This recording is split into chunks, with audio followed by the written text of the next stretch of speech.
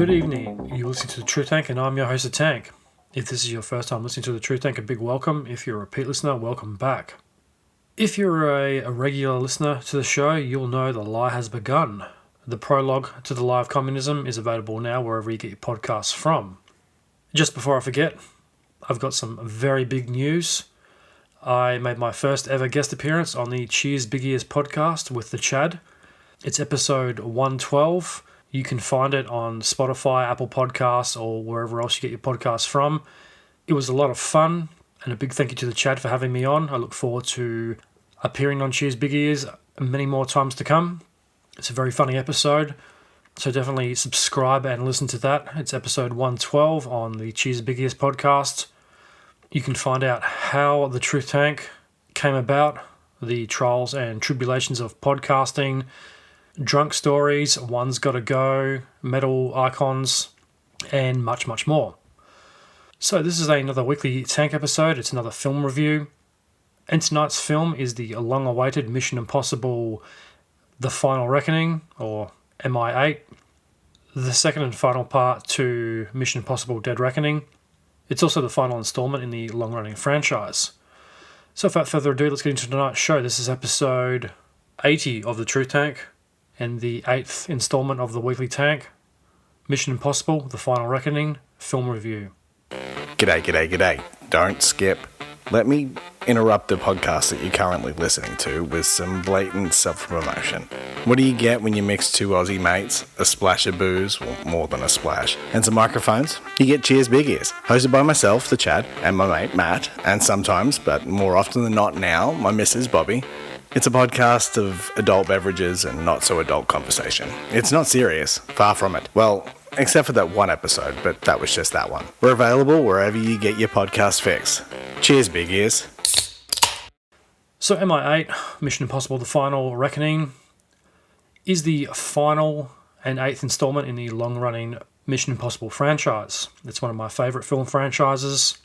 I've been watching them forever, it seems like. I remember the first one coming out when I was a kid. I was probably about 9 or 10. So it's been a franchise I've definitely grown up with over the years.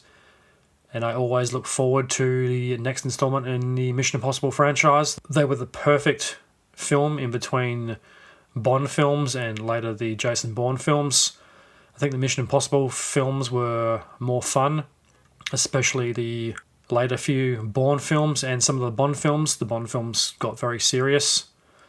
I love Daniel Craig's Bond. He's probably one of my favourites. Daniel Craig's first appearance as Bond in Casino Royale, they definitely went to a more serious focus. Long gone are the days of supervillains with volcano lairs and space stations that can blow up the world. The Bond films definitely went to a more realistic tone. I think the Bourne films were a little too realistic sometimes. So the Mission Impossible films were the perfect balance to the two other big spy franchises. Because Mission Impossible still had all the ridiculous over-the-top stuff. It was just more realistic than the Bond films.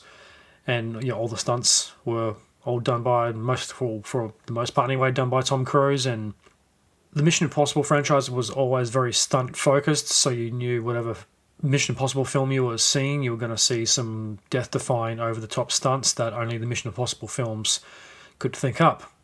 Final Reckoning is also sad because it's the end of the franchise.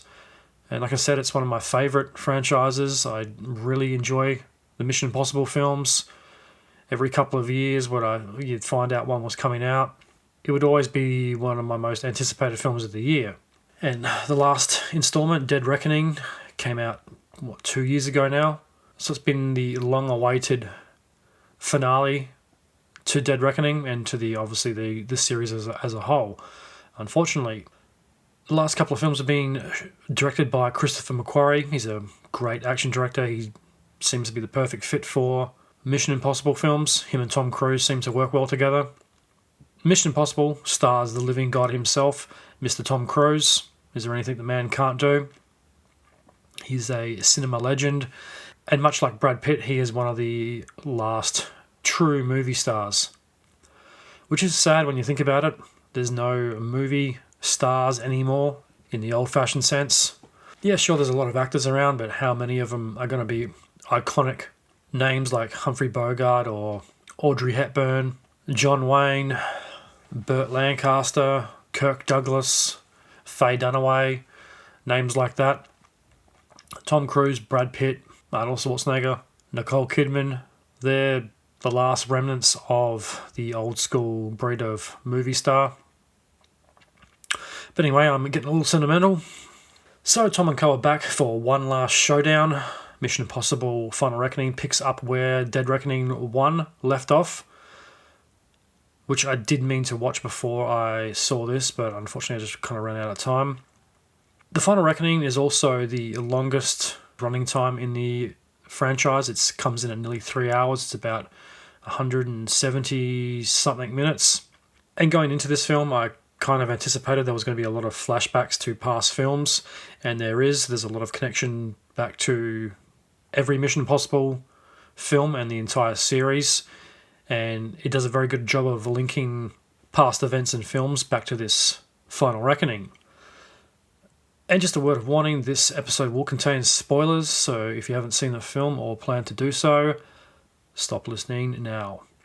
I got a bit of a kick out of the opening explosion montage. I thought that was pretty cool, and I liked how they did connect all those past films back to this one, and they did it in a very cool way as well. Sometimes when legacy films try to round out a franchise or a series, it gets a bit messy, and it feels like they take a couple of creative liberties trying to connect things and trying to connect dots that weren't necessarily there in the beginning.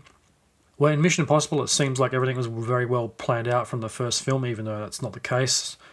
It's probably just how it turned out, but the film does a very good job of linking those dots without it seeming too forced. Picking up where the last film left off, every computer pretty much in the world has been infected by the entity. It has infected every piece of software and circuitry on the planet, and is taking over countries' nuclear arsenals. And just like every other Mission Impossible films, the stakes are high, and this time they're at an all-time high. The old team are back with a couple of new and old additions. This is not the first Mission Impossible film to have nuclear bombs or the threat of nuclear destruction. And going back to some of the previous Mission Impossible films, I mean, there's been so many of them. Everyone's got their own personal favourite. The first one, even though it kick-started the franchise, I think it's probably my second to last favourite. That one just seems a lot different to the other ones. It seems more grounded in reality, much more like the TV show, not that I've actually ever seen it. The second one was good for its time. I don't think it's aged particularly well. I think it's a bit average. My list would probably have to be going worst to last, would probably have to be Mission Impossible 2, Mission Impossible 1. The next one would probably be... And this isn't like they're the worst films ever or anything. There's so many films to choose from. Probably number 3. I did like number 3. I think Mission Impossible 3 really does set up the modern franchise past, when did that come out? 2005, and really kickstarts the modern era of Mission Impossible films. It also is much more similar to the films that followed. Big over-the-top action set pieces with death-defying stunts and chases and lots of running. I mean, Tom Cruise is running all of the films. But number 3 definitely takes that to the next level with that big foot chase through, was it Shanghai or somewhere in China? That one was really cool. That one, I think, at the time was the best Mission Impossible film to come out. That seemed like without sounding like too much of a nerd, was the quintessential Mission Impossible experience.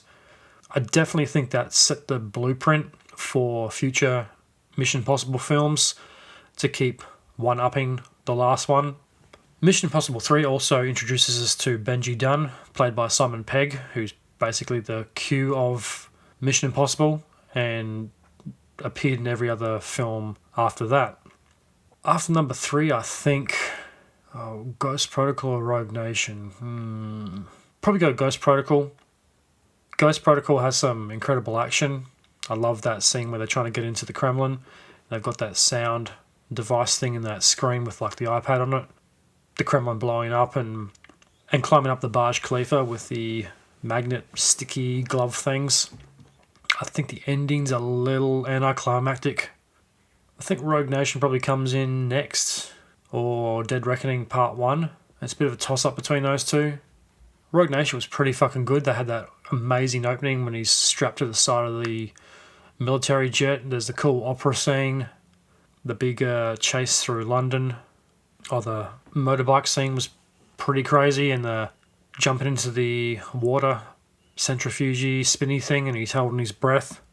It's a hard one because Dead Reckoning had that amazing scene jumping off the cliff and the steam train. It's probably a bit of a tie-up between Rogue Nation and Dead Reckoning. They're very close together, these films. I think probably my favourite Mission Impossible film is Mission Impossible Fallout.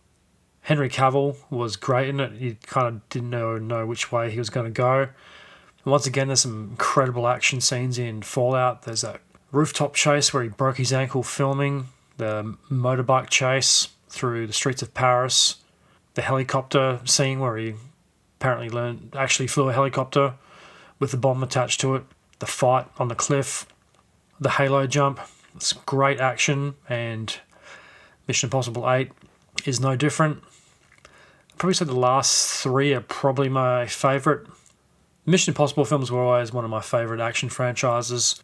They're definitely a cut above the rest. There was always a guarantee of quality with the Mission Impossible film, and really anything Tom Cruise is in, but especially Mission Impossible.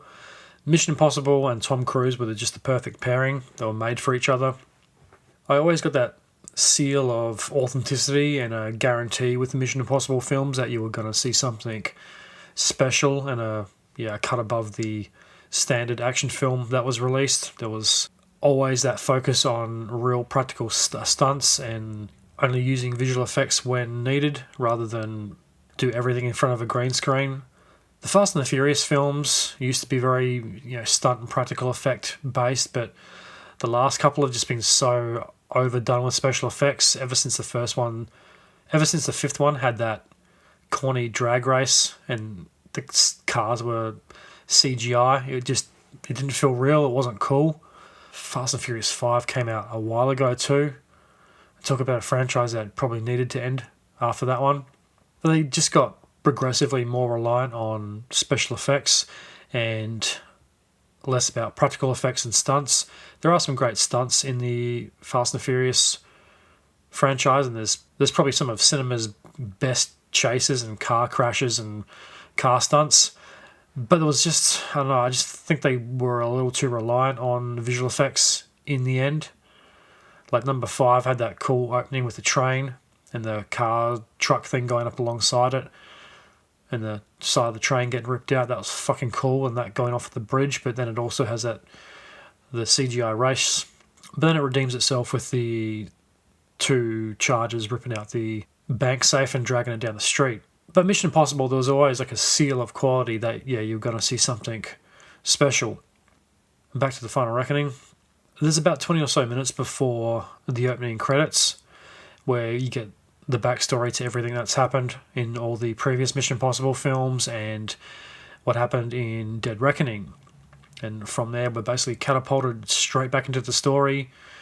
And Gabriel, the main villain, is pretty much in it from the start. Not much point trying to conceal who he is. We already know at this point.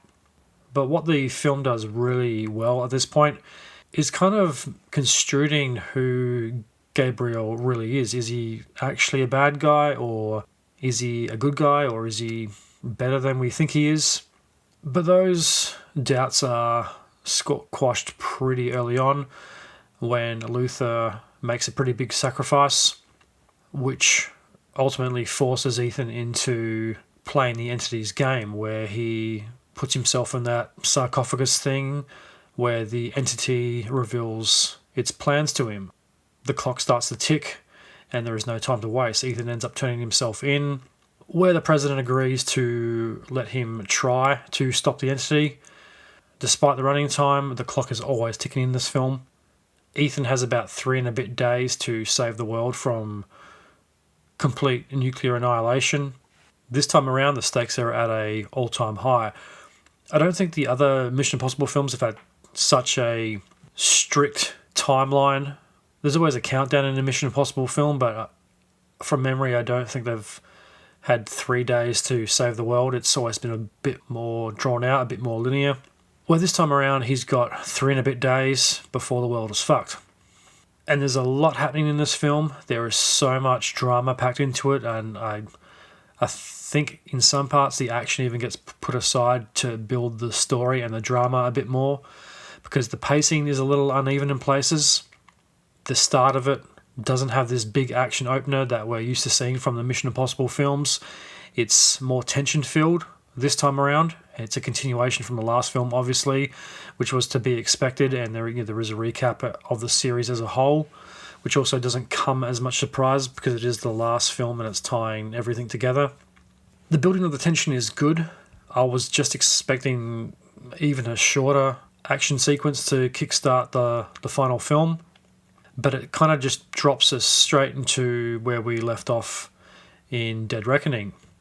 There is a lot more dialogue in Final Reckoning than the other Mission Impossible films, which isn't a bad thing, which I think is probably the only thing wrong with the start of the film, is it focuses too much on building the tension, where I think a little more action would have probably been a nice way to break up some of the tension and the drama building.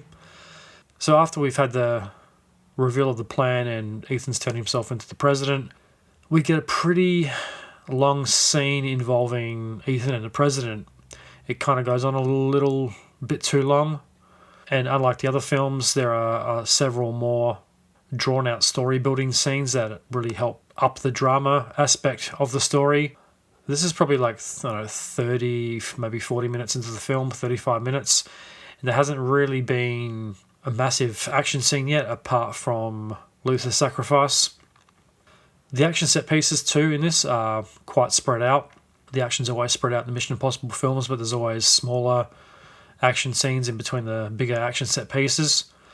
The first major action we get comes after the aircraft carrier scene, where Ethan relays his plans to the commander there.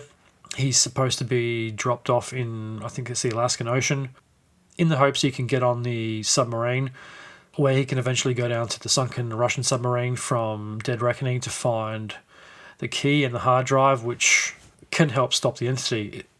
If my details are a little hazy in this, it's because I saw this quite a while ago. I'm recording this like a month and a bit after I saw the film, so I can't quite remember everything. So Ethan jumps out of an Osprey into the freezing cold ocean, where he's nabbed by a frogman, where he's taken on board a US submarine. Next comes the decompression plan. After he goes down to the submarine, he has to come up slowly into a decompression chamber, otherwise he will die.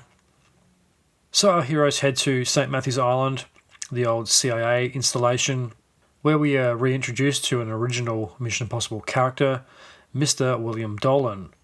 From Mission Impossible 1, he's the CIA computer engineer or analyst or something who is in the room where Ethan comes down from the ceiling to steal the information off the computer, the CIA list. His house looks very reminiscent of Mimi's haberdashery from The Hateful Eight. It's pretty cool. It's out in the middle of nowhere in this kind of a frozen wasteland. So our heroes make their way there. They have to use old technology and vehicles because the entity hasn't affected anything that is modern. Any form of modern technology, computers, vehicles, anything with a computer chip or a circuit board has been affected by the entity, basically anything that's connected to the internet, which also adds a very cool style to Mission Impossible 8. All the vehicles are old. There's an old DC-11 style plane. The cars are all like Land Rovers and Jeep type vehicles, nothing too high tech, minus the submarines. Our heroes make their way to Mr. Dolan's house, but unfortunately the Russians are already there. They're after some type of analog file that contains the codes that Mr. Dolan has created or something like that. I think that's the entity wants the code or uses a similar code or something. The old tech extends to the president's bunker. It has a lot of old technology. And at this point in the film, pretty much the entire world is under the entity's control. The submarine plan and all the action is coordinated. It's taking place at the same time as the ambush on St. Matthew's Island. So the tension is building here. The stakes are very high. The team going to be able to get away from the Russians in order to help Ethan, because if Ethan's on the sub and he's coming back to the surface in the decompression chamber and there's no one to break the ice to get him out, he's going to freeze and die. So Ethan embarks on his first death-defying stunt of the film.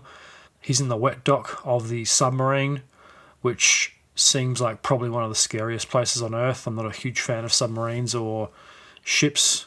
I kind of find everything a little freaky in the water, especially submarines. I remember when I was a kid, down at the port, they had a Collins class submarine that was docked.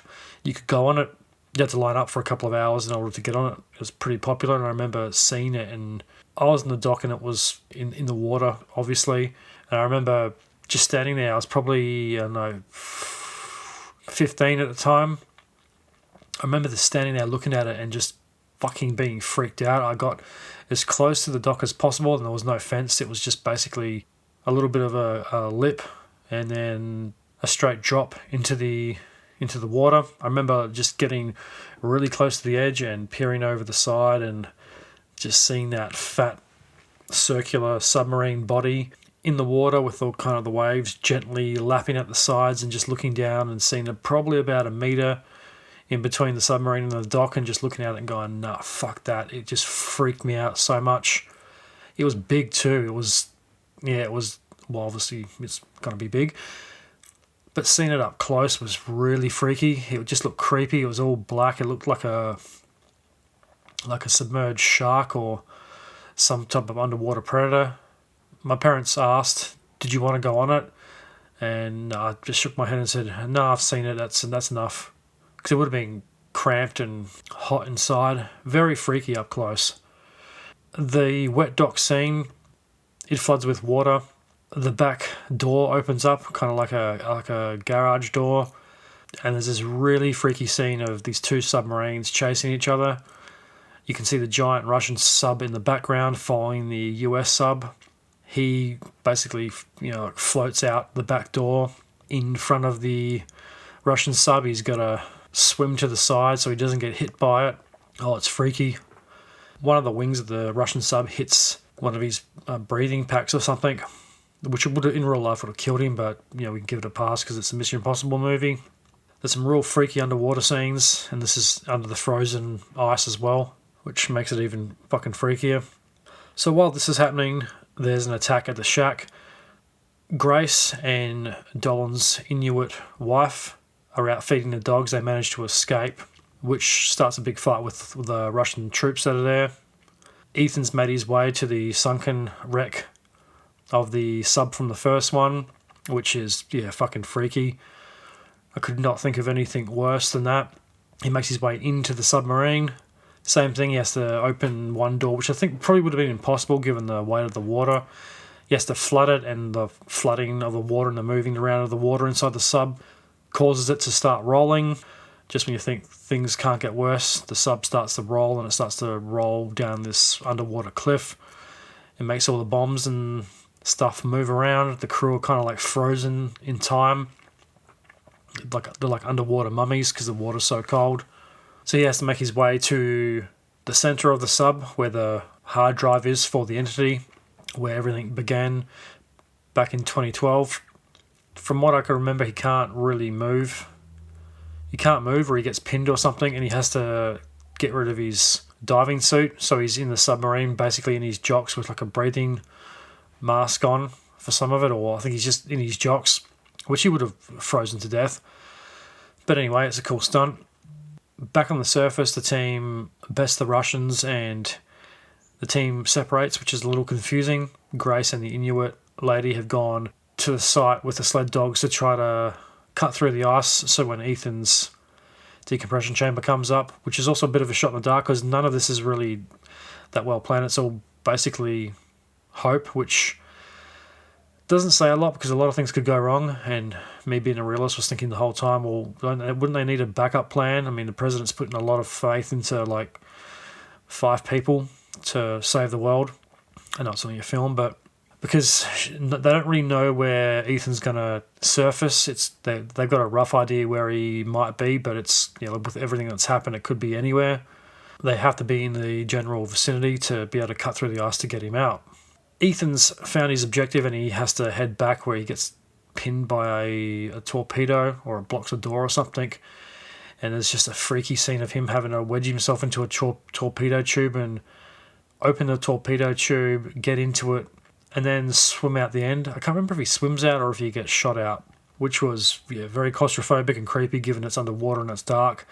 He gets out and he still has the breathing thing with him, but that gets caught on the submarine as it goes past, and he has to cut himself away from that, and he more or less has to swim to the surface with no oxygen, which was truly one of the most uncomfortable scenes I think I've seen in a film in a long time. Probably would have frozen to death or died of shock before he would have drowned. He's got no oxygen, so he can't exactly hang around and decompress himself, and he ends up coming to the surface and going into a decompression chamber. There's a cool scene on the DC-3 where we're filled into all the backstory about Dolan and the code and the entity, and they come up with this plan to kill the entity. So this kickstarts the final act of the film.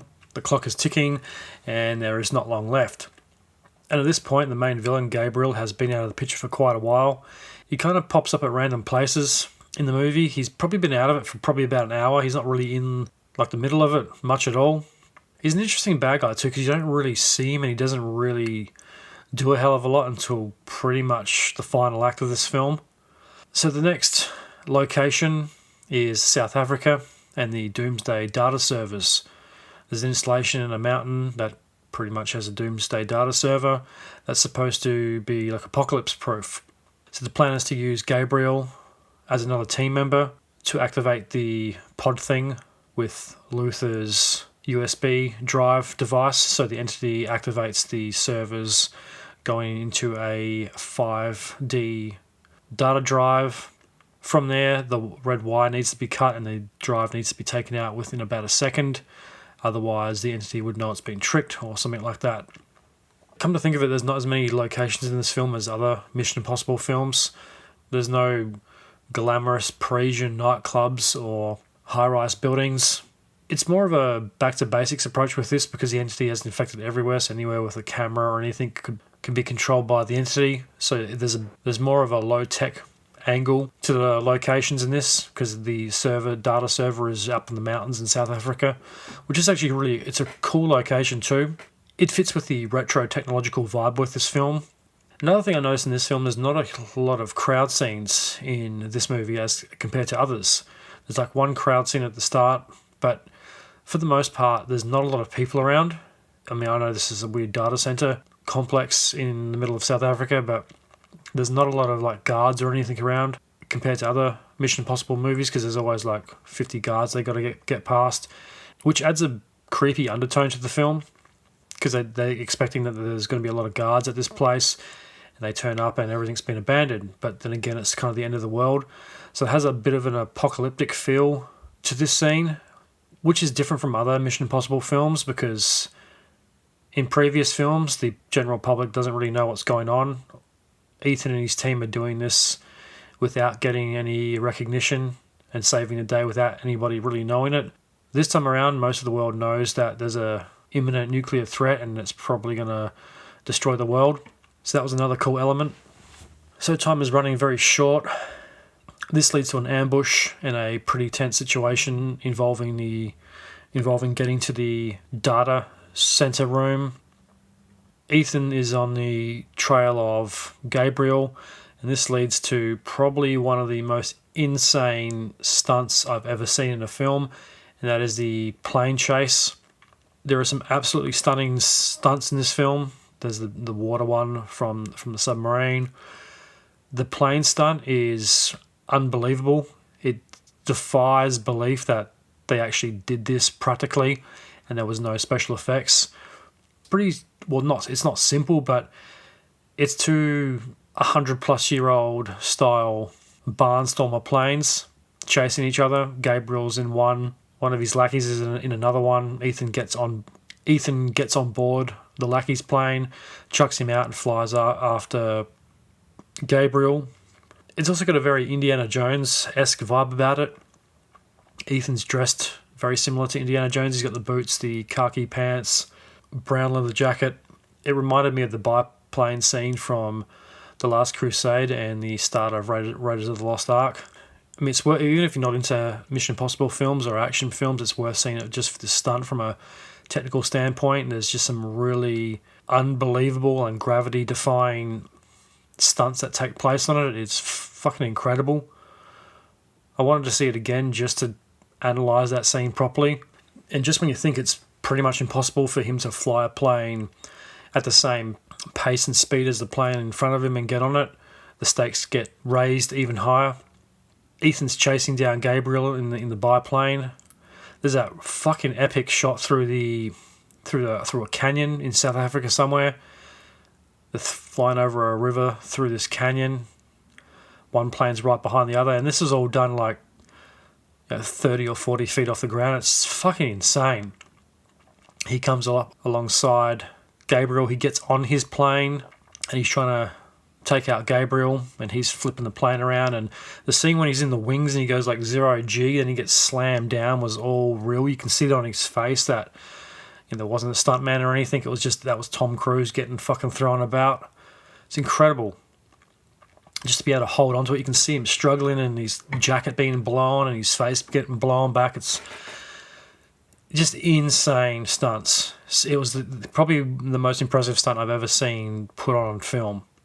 And just when you think it couldn't get any worse, when he's finally got control of things, he tries to parachute away. The parachute catches on fire, which they actually did. You had to have a parachute when it opened. It was soaked in petrol and it opened up and then it caught fire, which just defies belief. This is Tom Cruise jumping out of a helicopter with a parachute with a camera rig on him. I know there's obviously a safety thing. It was all done as safe as possible, but accidents can still happen, and I don't know of any other actor who has put himself in harm's way just to get a shot, who puts the audience first like he does. I don't know of any actor who does that. His insurance company would probably have a fucking field day every time they read a script. Because I know, like, when you do a movie, you're not even supposed to ride a motorbike in case you get hurt, and he's jumping out of planes and doing all this other insane stuff, all for the benefit of the audience so they have a believable movie experience. And there's just nobody else doing that. And this is a guy that is, 60 plus. He's technically a senior citizen, and he's strapping himself to fucking planes. I mean, just the toll it would take on his body would be unbelievable. Doubt he could do that many times a year without getting injured or having some type of long-term effect. Because I can't imagine it'd be good for you being subjected to those extremes and those forces over and over again. But he does it over and over and over again. Tom Cruise is the last movie star. So the parachute's on fire, he crash lands, he saves the day, as Ethan always does. So overall, Mission Impossible: The Final Reckoning was a great send-off and a perfect way to round out the series. But it doesn't really feel like an end. The ending definitely feels like it leaves the door open for another installment or possibly a spin-off. Hopefully not a reboot. This series isn't owned by Disney, so that hopefully will never happen. And just recently this week I found out that Disney and Lucasfilm want to reboot the Indiana Jones franchise. What a fucking horrific idea that would be. Harrison Ford is the only person that can play Indiana Jones. They'll probably try to pick whatever actor is popular this month and aligns with their work agenda to be Indy, and they'll end up fucking ruining the franchise more than Disney already has. I wish Disney would learn from their mistakes. Nobody likes the reboots. They have rebooted everything. All those live-action remakes they've spent, fucking billions of dollars at this point making, have mostly all been commercial failures, apart from a handful. If they haven't learnt from Snow White, they're never going to. Nobody wants reboots, especially Indiana Jones. Imagine rebooting Star Wars, the controversy it would cause. Let's just get some original ideas, maybe make I know more Star Wars films, maybe some original stories, stop connecting everything back to the fucking Skywalker saga. But anyway, I digress. Back to Tom Cruise and Mission Impossible. So all in all, I'd give Mission Impossible The Final Reckoning 4.5 out of 5. It was more drawn out and more dramatic than the other films in the franchise, but it builds the tension, and there are some very anxiety-inducing moments in this, unlike some of the other previous films. The stunts are absolutely incredible, and if you're not into Tom Cruise films or action films or Mission Impossible, just see it for the stunts because it's worth every penny. You might have a couple of issues if you are claustrophobic or scared of heights.